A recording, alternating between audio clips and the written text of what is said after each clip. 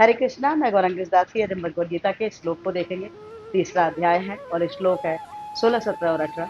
16 number श्लोक में देखते हैं प्रभु श्री कृष्ण अर्जुन को क्या समझाते हैं, हम भी समझने का प्रयास करते हैं। एवं प्रवर्तितैः चक्रन्नानुवर्तीति हयः अघारिन्द्रियारामो मोघं पार्थ स जीवति। 17 नंबर श्लोक यस्त्वात्मरतिरेव स्याद् आत्मतृप्तश्च मानवः आत्मनेव च सन्तुष्टस्तस्य कार्य न विद्यते।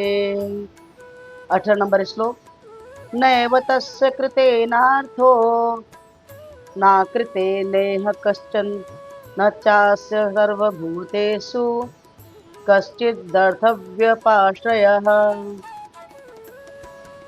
16 नंबर श्लोक इसे बोलते हैं प्रभु, हे प्रिय अर्जुन, जो मनो मानो जीवन में इस प्रकार वेदों द्वारा स्थापित यज्ञ चक्र का पालन नहीं करता, वह निश्चित ही पापमय जीवन व्यतीत करता है।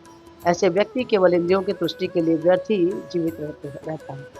कहने का तात्पर्य यहाँ प्रभु ये कह रहे हैं कि अगर आप जीवन में जो भी कार्य अगर आप प्रभु से संबंधित नहीं करते हैं, तो जो भी कार्य आप कर रहे हैं प्रभु को समर्पित नहीं कर रहे हैं, वो सारे कार्य ही पापमय होते हैं।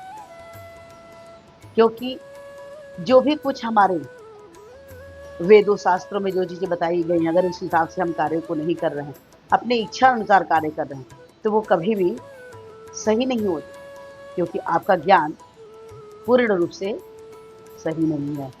जो भी शास्त्रों में जो चीज लिखे हुए हैं, जो बताया गया है हमारे गुरुओं द्वारा, वो सभी चीज जो है श्रेष्ठ होते हैं।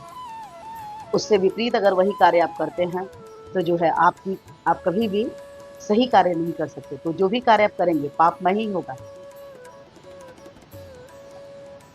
और अपने केवल इंद्रियों की तुष्टि के लिए करना ही जो है वो कोई सही कार्य नहीं। कि अपनी इंद्रियों की तुष्टि के लिए अगर आप काम कर रहे हैं, आपका इंद्रियों से अगर सुख हो रहा है, तो ये सही कार्य नहीं है। वहीं अगला श्लोक 17वां श्लोक, किंतु जो व्यक्ति आत्मा में ही आनंद लेता है तथा जिसका जीवन आत्म साक्षात्कार युक्त है और जो अपने में ही पूर्णतया संतुष्ट रहता है, उसके लिए कुछ करणीय कर्तव्य नहीं होता।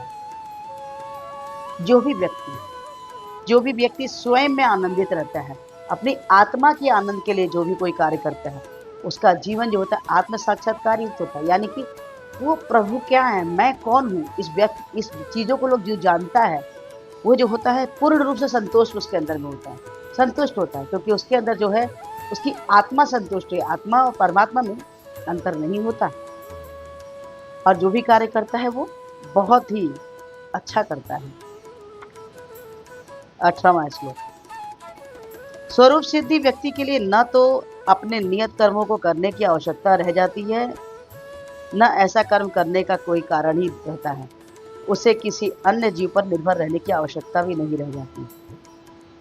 यहाँ यही बताया जा रहा है कि अगर आप कृष्ण भावना भावित हैं, कृष्ण पे ही आप निर्भर हैं, तो जो भी इस कर्म को आप करते हो,